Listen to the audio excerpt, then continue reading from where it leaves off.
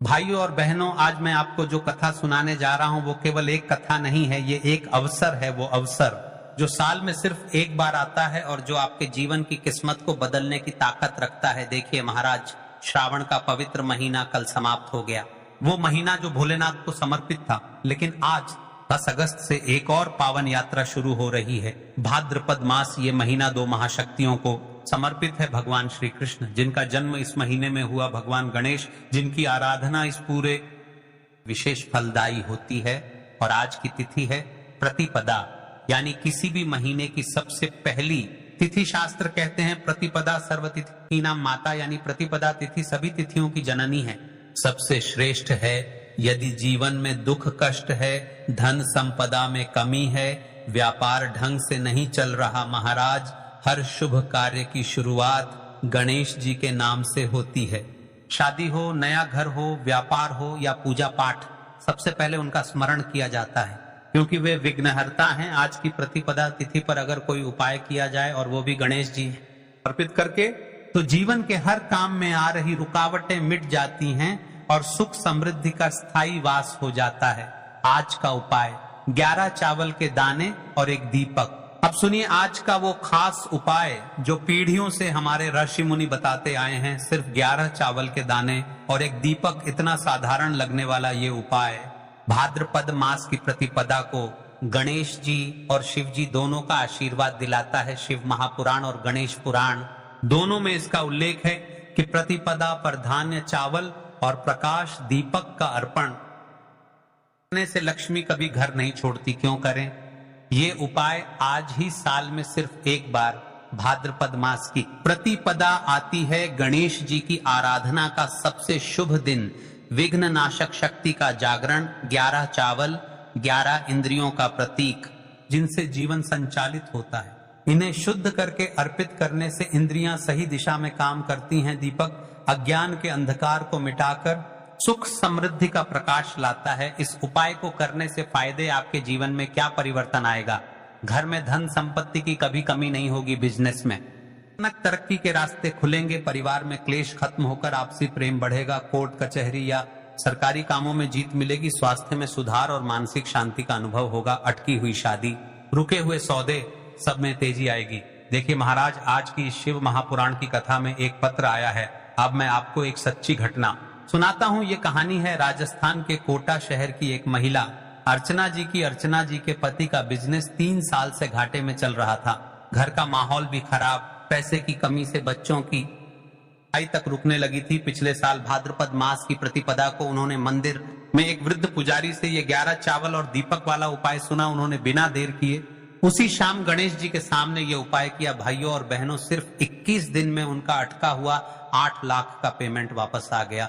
3 महीने में उनके बिजनेस में इतना काम बढ़ा कि पुराने कर्ज खत्म हो गए। आज वो हर महीने की प्रतिपदा को ये छोटा सा उपाय करती हैं और कहती हैं, ये 11 चावल के दाने मेरी जिंदगी बदल गए। जिन्होंने पिछले वीडियो में कमेंट किया था, जान ले अपनी राशि से जुड़ा भाग्य। आज की 2 विशेष राशियां ज्योतिषाचार्यों के अनुसार आज के दिन 2 राशियों पर गणेश जी की विशेष कृपा है। सबसे पहले और विशेष राशि है वृषभ राशि, रुके हुए पैसों की प्राप्ति होगी। दूसरी और विशेष राशि है सिंह राशि, करियर और मान सम्मान में बढ़ोतरी होगी। तो महाराज, श्रावण का महीना भले समाप्त हो गया हो, लेकिन आज से एक और पवित्र यात्रा शुरू हो रही है। ये सिर्फ 11 चावल के दाने और एक दीपक का छोटा सा उपाय आपके जीवन में वो दरवाजे खोल सकता है जिन्हें आप से खटखटा रहे हैं। आज शाम को ये उपाय जरूर कीजिए और गणेश जी से दिल से कहिए, हे विघ्नहर्ता, मेरे जीवन से हर बाधा को दूर करो और मेरे घर में सुख शांति और समृद्धि का स्थायी वास कराओ। तो चलिए चलते हैं उसे विशेष उपाय की तरफ जो आपको कल प्रतिपदा तिथि के दिन करना है। तो चलिए अब चलते हैं उसे विशेष उपाय की तरह जो आपको कल प्रतिपदा तिथि के दिन करना है। यदि आज आपने वीडियो को बीच बीच में से देखा, काट काट कर देखा, तो आपको जीवन में कभी सफलता हासिल भी नहीं होगी। तो दोस्तों, 11 चावल के दाने वाले उपाय को हमें इस प्रदोष व्रत के दिन कैसे करना है, किसको करना है, किस समय करना है और कहां पर करना है, ये सारे सवालों के जवाब आपको इस वीडियो में मिल जाएंगे। और जो ये वीडियो देखेगा भाई, उसको 11 चावल के दाने वाला उपाय जरूर करना चाहिए, क्योंकि इस दिन एक चावल के दाने का भी बहुत ही बड़ा और विशेष महत्व होता है। और जब बात आ जाए 11 चावल के दाने, कि तो ये सोने पर सुहागा वाली बात हो जाती है और ये एक बहुत ही बड़ा उपाय हो जाता है इस बुधवार प्रदोष व्रत का। तो इस 11 चावल के दाने वाले उपाय को आखिर करना किसको है, सबसे पहले हम लोग वह बात जान लेते हैं। तो देखो, घर की जो बड़ी माताएं बहनें होती हैं, उन माताओं बहनों में से कोई भी एक बड़ी माता बहन इस वाले उपाय को कर सकती है। और दोस्तों, अगर आप चाहे तो अपने घर में से सभी सदस्यों को भी इस उपाय को करवा सकते हैं। अगर किसी व्यक्ति की खुद की कोई मनोकामना है, खुद की कोई दुख और परेशानी है जो कि वह अपने लिए ही करना चाहता है, इस वाले उपाय को तो वह खुद अपने लिए भी करता है। बाकी अगर कोई घर में से ऐसा है जो कि अपने पूरे घर परिवार की सुख और शांति के लिए यह वाला उपाय करना चाहता है, तो भाई वह भी कर सकता है, उसमें भी कोई दिक्कत वाली बात नहीं है। कहने का मतलब यह है कि इस उपाय को हर एक सदस्य भी कर सकता है और पूरे घर परिवार के सदस्य के लिए घर की बड़ी माताओं बहनों में से कोई एक माता बहन भी कर सकती है। माताएं बहनें अगर घर में उपस्थित ना हो या वह यह वाला उपाय ना कर पा रही हो, तो फिर घर का कोई सदस्य भी इस 11 चावल के दाने वाले उपाय को कर सकता है, चाहे फिर वह पुरुष ही क्यों ना हो, उसमें कोई भी दिक्कत वाली बात नहीं है। अब दोस्तों, इस 11 चावल के दाने वाले उपाय को हमें करना कहां पर है? हमें इसे शिव जी के मंदिर में जाकर करना है। बहुत सारे लोग प्रश्न करते हैं, हर एक उपाय को करते समय क्या हम इस उपाय को घर पर कर सकते हैं? तो इस वाले उपाय को आप घर पर नहीं कर सकते हो। इस वाले उपाय को करने के लिए आपको शिव जी के मंदिर ही जाना पड़ी रहेगा। उसके बाद में दोस्तों, जो अगला प्रश्न निकल आता है वो ये आता है इस उपाय को लेकर के, आखिर इस उपाय को हमें किस समय करना है? सुबह के समय करना है कि शाम के समय करना है? तो देखो, इस वाले उपाय को आप लोग सुबह के समय भी कर सकते हो और शाम के समय प्रदोष काल में भी कर सकते हो। अब अगर आप पूछो कि भाई सबसे उत्तम समय कौन सा रहेगा इस 11 चावल के दाने वाले उपाय को करने का, तो हम आपसे बस यही कहेंगे कि इस उपाय को आप सुबह के समय करेंगे तो ज्यादा बेहतर होगा। बाकी अगर प्रदोष काल शाम के समय भी करेंगे तो भी अच्छा होगा, उसमें कोई भी दिक्कत वाली बात नहीं है। प्रतिपदा तिथि के दिन तो अब दोस्तों, जो अगली सबसे बड़ी और महत्वपूर्ण बात आती है वह ये आती है कि सुबह अगर हम उपाय को करेंगे तो हमें कितने बजे से लेकर कितने बजे तक के बीच में करना है, और शाम के समय प्रदोष काल में करेंगे तो हमें कितने बजे से लेकर कितने बजे के बीच में करना है। तो देखो, सुबह जितनी जल्दी हो सके आप उपाय को करने की कोशिश करना। बाकी अगर किसी कारणवश लेट भी हो जाओ, थोड़ी देर भी हो जाए, तो 10 या 11 बजे तक भी आप उपाय, 12 बजे से ज्यादा देरी ना हो, ठीक है? इस बात का ध्यान रखना। उसके बाद में दोस्तों, अगर शाम के समय प्रदोष काल की बात करें, प्रदोष काल का जो समय है होता है वह शाम के 6 बजे से शुरू हो जाता है।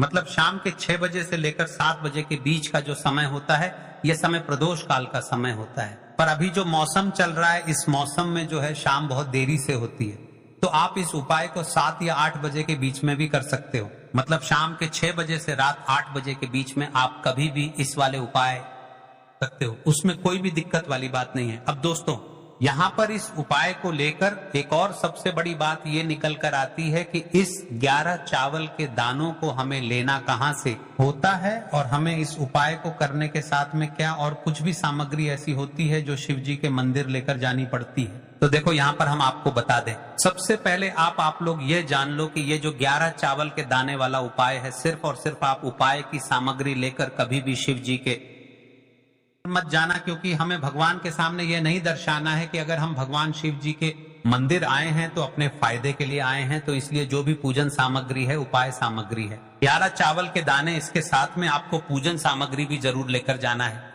देखो, अगर सुबह के समय उपाय कर रहे हो तो सीधी सी बात है, 1 लोटा जल तो आप लेकर जाओगे ही जाओगे। वहीं 1 लोटा जल अगर मिट्टी का जल हो तो बहुत अच्छा रहेगा। मिट्टी का जल कैसे बनाया जाता है, इसके लिए हमने पहले से बहुत सारी वीडियोस बना दी है। आपके पास इस दिन एक आखिरी मौका रहेगा मिट्टी का जल शिव जी पर चढ़ाने का और उपाय को करने का। बहुत बड़ा आपको इस दिन फल मिलेगा। तो इसलिए इस दिन हो सके तो भाई मिट्टी का जल चढ़ाना, तो अपने साथ में कम से कम 1 लोटा जल तो आपको लेकर जाना ही जाना है। अगर मिट्टी का जल नहीं है तो घर का जल भी आप इस्तेमाल कर सकते हो। इसके अलावा जो भी पूजन सामग्री है, देखो 11 चावल के दाने ये अलग आपके रहेंगे, और जो आपकी पूजन सामग्री रहेगी वह अलग। पूजन सामग्री में आप जो भी चीज लेकर जाना चाहे वह लेकर जा सकते हैं, उसमें कोई भी दिक्कत वाली बात नहीं है। वहीं अगर हम बात करें शाम के समय की, तो शाम के समय शिव जी पर जल नहीं चढ़ता है। इसीलिए शाम के समय आप लोग एक दीपक तैयार कर लें जो कि गोलबत्ती का आटे का शुद्ध देसी गाय का घी का होगा, है ना।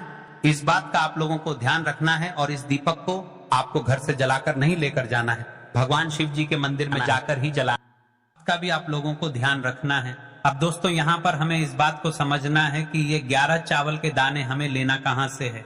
क्या हमें दुकान से लेकर आना है या हमें अपने घर से लेना है या कहाँ से लेकर आना है और कौन से चावल लेना है, क्योंकि चावल भी बहुत प्रकार के होते हैं। तो देखो इन सभी सवालों के जवाब आप लोग एक बात में सुन लो कि भाई ये जो उपाय है, इस उपाय में आपको ये नहीं देखना है कि भाई कौन से चावल है कौन से चावल नहीं है। बस जो भी चावल ले रहे हो वह चावल का दाना मतलब साबुत होना चाहिए, टूटा हुआ नहीं होना चाहिए, कटा पिटा नहीं होना चाहिए। ये बात आपको ध्यान रखना है। बाकी आपका चावल बासमती हो या सादा चावल हो या कोई सा भी चावल हो, उसमें कोई भी दिक्कत वाली बात नहीं है। तो सीधी सी बात है कि आपके घर के रसोई घर में जहां पर आप भोजन बनाते हो वहां पर जो भी चावल आपके उपस्थित हो, उन चावलों में से अपनी एक कटोरी भर लेना या एक मुट्ठी चावल अलग से निकाल कर रख लेना, क्योंकि हम 11 चावल ही यहाँ पर इस उपाय में लेने वाले हैं। तो हमें ये गिनकर निकालने पड़ेंगे, इस बात का आप लोगों को ध्यान रखना है। तो अपने उस चावल की कटोरी में से या चावल में से 11 ऐसे चावल के दाने आप लोग निकाल लो जो कि टूटे हुए ना हो, कटे पिटे ना हो, जिनमें कोई दाग ना लगा हुआ हो, है ना। अच्छे साबुत चावल के दाने 11 दाने आप लोग निकाल कर रख लो और इन्हें किसी भी एक कागज की पुड़िया में या किसी एक छोटी सी कटोरी में आप लोग रख लो ताकि ये सुरक्षित रहे। आपके एक भी चावल का दाना इधर उधर ना हो और आपका उपाय भी पूरा अच्छे से हो जाए।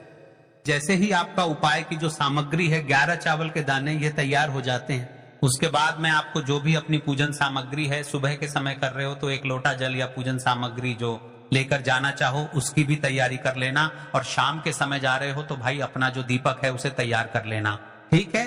और उपाय को करते समय शुद्धता का विशेष रूप से ध्यान रखना, ठीक है। सुबह सुबह स्नान करने के बाद ही उपाय को करने की आप लोग तैयारी करना। उसके शाम के समय की बात करें तो शाम के समय आपको स्नान करने की जरूरत नहीं है, पर शुद्धता का ध्यान रखना है। आपको स्नान तो नहीं करेंगे, आप हाथ मुंह धोकर भी इस वाले उपाय को शाम के समय प्रदोष काल में कर सकते हैं, इसमें कोई दिक्कत वाली बात नहीं है। तो आप अपने उपाय की पूरी सामग्री तैयार करके आपके पास ही में जो आपका शिव मंदिर हो वहां पर पहुंच जाइए। सबसे पहले शिव मंदिर में जाकर आप लोगों को उपाय नहीं करना है, पहले भगवान के दर्शन करना है, भगवान से आशीर्वाद प्राप्त करना है, फिर शिव जी की शिवलिंग के पास में आना है। शिवलिंग के पास में आने के बाद आप जो पूजन सामग्री लेकर आए हुए हैं, जैसे कि सुबह गए हुए होंगे तो 1 लोटा जल और जो भी पूजन सामग्री लेकर आए हैं आप उनसे भगवान शिव जी की पूजन कीजिए। सबसे पहले तो 1 लोटा जल ही चढ़ेगा, उसके बाद में आपकी पूजन सामग्री चढ़ेगी। उसके बाद में अगर दोस्तों शाम के समय अगर आप इस उपाय को कर रहे हो तो अपने साथ में कम से कम एक जो दीपक है गोलबाती का जो आप अपने साथ में लेकर गए हो, उस दीपक को मंदिर में माचिस से जलाना है और उस दीपक को शिवलिंग के पास में रखना है, ठीक है। इस दीपक को रखने के बाद ही आप लोगों को अपना यह वाला उपाय शुरू करना है और दीपक को ज्यादा पास में मत रखना। वैसे भी गर्मी पड़ रही है, भगवान शिव जी को आंच नहीं लगनी चाहिए, है ना। तो भाई जैसे ही आपकी पूजा अर्चना हो जाती है आप भगवान शिव जी को प्रसन्न कर लेते हैं। उसके बाद में शिवलिंग के पास ही में आप कहीं पर बैठ जाइए, सामने या आसपास जिस जगह पर आपको बैठना हो वहां पर बैठ जाइए और 11 चावल के दाने अपने सामने निकाल कर रख लीजिए, क्योंकि अब यहाँ पर उपाय को यहाँ पर करने की आपको तैयारी करना है। और इस तरीके से जब आप उपाय करेंगे, पूजन सामग्री करने के बाद, पूजन अर्चना करने के बाद, तो आपको उपाय का फल बहुत जल्दी और बहुत बड़ा होकर मिलेगा। तो अपने 11 चावल के दाने अपने सामने निकाल कर रख लेना और ये जो उपाय है ये आपकी सीधे हाथ की हथेली से होगा, इसलिए इस बात का भी विशेष रूप से ध्यान रखना है। तो सीधे हाथ की हथेली का प्रयोग करके ही आप लोग अपना उपाय को करना। अपने सामने जो भी आपकी कागज की पुड़िया है उसको खोलकर रख लो, या कटोरी है तो भाई उसे अपने सामने रख लो और अपने वह 11 चावल के दाने निकाल लो, ठीक है। उसके बाद में दोस्तों अब आपको क्या करना है कि शिवलिंग आपके सामने होगी तो आपने वह 11 चावल के दाने एक एक करके आपको शिव जी के शिवलिंग के ऊपर चढ़ाना है। कहां पर चढ़ाना है? शिवलिंग के ऊपर चढ़ाना है और कहीं पर भी नहीं चढ़ाना है। आपको अपने हथेली से तो शिवलिंग के ऊपर चढ़ना है, भले फिर वह अपने आप जलाधारी पर गिर जाए या मतलब वहीं पर गिर जाए, उसमें कोई दिक्कत वाली बात नहीं है, पर आप चढ़ाओ शिवलिंग के ऊपर ही। तो आपको क्या करना है, अपना पहला चावल का दाना उठाना है, श्री शिवाय नमस्तुभ्यम बोलना है और शिवलिंग पर चढ़ा देना है। इसी तरीके से दूसरा चावल का दाना उठा है, शिवलिंग पर चढ़ाना है और मंत्र बोल देना है, और फिर तीसरा चावल का दाना उठाना है, श्री शिवाय नमस्तुभ्यम बोलना है और चढ़ा देना है।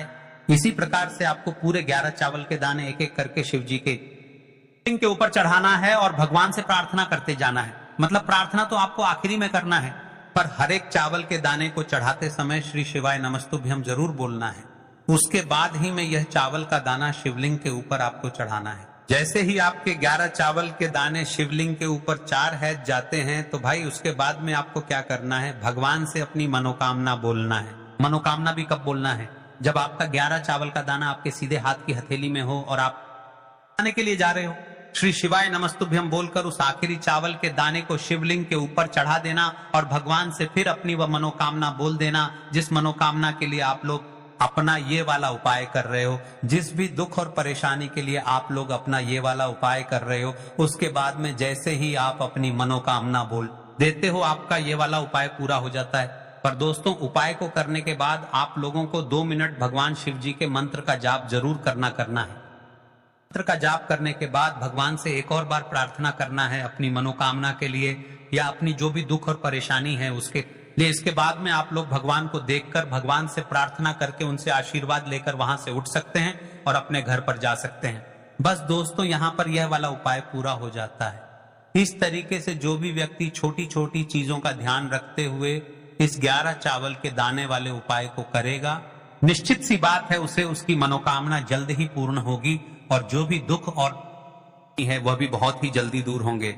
और दोस्तों, अगर आपको हमारी ये वीडियो पसंद आई हो तो हमारे इस वीडियो को लाइक और चैनल को सब्सक्राइब जरूर करें। हर हर महादेव, ओम नमः शिवाय आपको लेना है तो चलिए चलते हैं अब दूसरे और विशेष उपाय की तरफ, जो आपको प्रतिपदा तिथि के दिन करना है। गोलबाती का दीपक आप चाहे तो मिट्टी का ले सकते हैं या फिर घर से शुद्ध आटा मढ़कर उसका दीपक आप तैयार कर सकते हैं। इसके बाद आपको लेना है शुद्ध गाय का घी।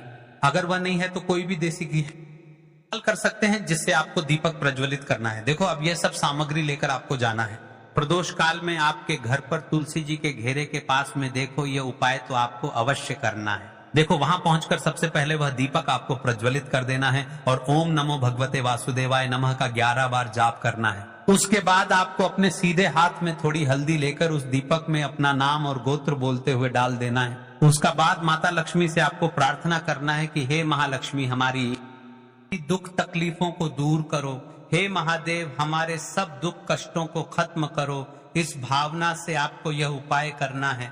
देखिए, यह थे कुछ उपाय जो आपको प्रतिपदा तिथि के दिन अवश्य करना है। प्रतिपदा तिथि कोई आम तिथि नहीं होती महाराज, यह हर तिथियां की माता होती है, हर तिथियां की जननी होती है। इस दिन किया जाने वाला यह उपाय आपके लिए फलदायी होगा। और देखिए, श्रवण माह समाप्त हो गया है, लेकिन इस माह में हम आपको कुछ ऐसे उपाय बताए होंगे जो आज तक आपने नहीं सुने होंगे और ना ही करे होंगे। तो चैनल को सब्सक्राइब करें।